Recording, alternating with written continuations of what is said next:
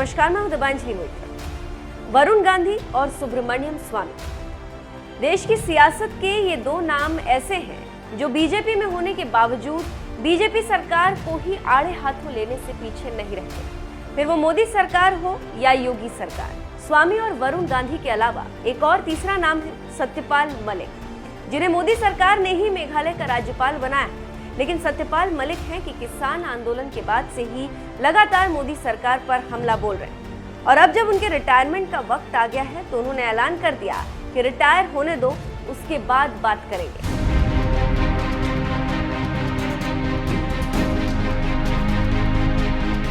सत्यपाल मलिक देश के ऐसे राज्यपाल हैं जिनका मोदी सरकार के 8 साल के कार्यकाल में 4 बार तबादला हो चुका है।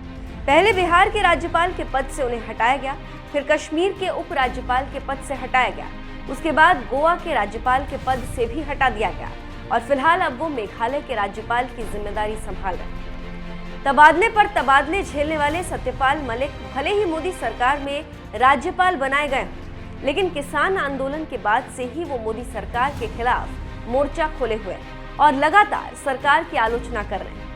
मगर अब जल्द ही 75 साल के सत्यपाल मलिक राज्यपाल के पद से रिटायर होने वाले हैं।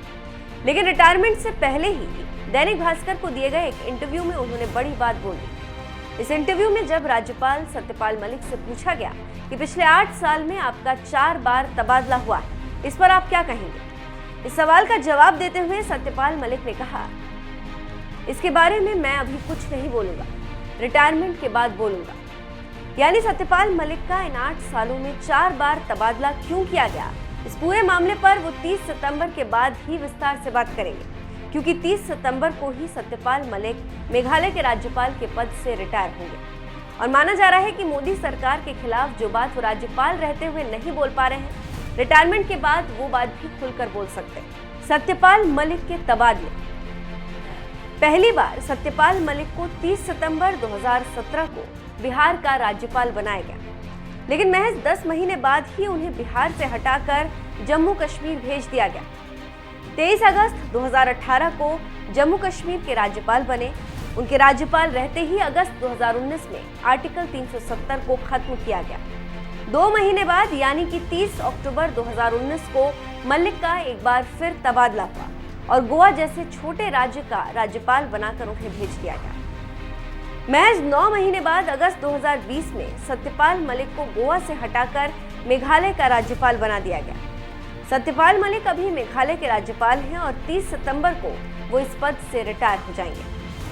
आपको बता दें, जल्द ही रिटायर होने जा रहे सत्यपाल मलिक ने दैनिक भास्कर को दिए गए एक इंटरव्यू में ये भी बताया कि आखिर क्यों वो लगातार मोदी सरकार के खिलाफ मोर्चा खोले हुए हैं। इस सवाल पर सत्यपाल मलिक ने कहा, मैंने उनके खिलाफ कुछ नहीं बोला, बल्कि मैंने सरकार के पक्ष में ही बोला है। अगर वो मेरी बात मान लेते तो आज किसान उनकी जय जयकार करते।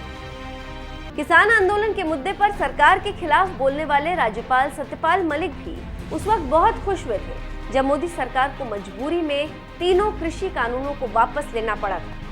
कृषि कानूनों के खिलाफ बोलने वाले सत्यपाल मलिक अब तो हाल ही में आई अग्निपथ योजना के खिलाफ भी उतर गए। उन्होंने एक बयान में कहा था, मैं कह रहा हूं जल्दी से बच्चों वाला ठीक करो, ये अच्छा नहीं है।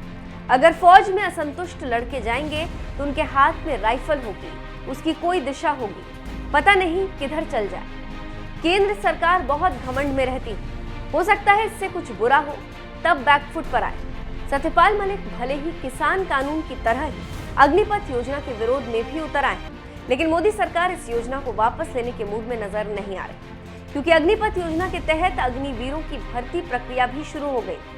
बहरहाल, जिस तरह से राज्यपाल सत्यपाल मलिक ने पहले किसान कानून का विरोध किया और अब अग्निपथ योजना का भी विरोध शुरू कर दिया और मोदी सरकार से इस योजना को वापस लेने की मांग कर रहे हैं, उस पर आपका क्या कहना है? अपनी राय हमें कमेंट कर जरूर।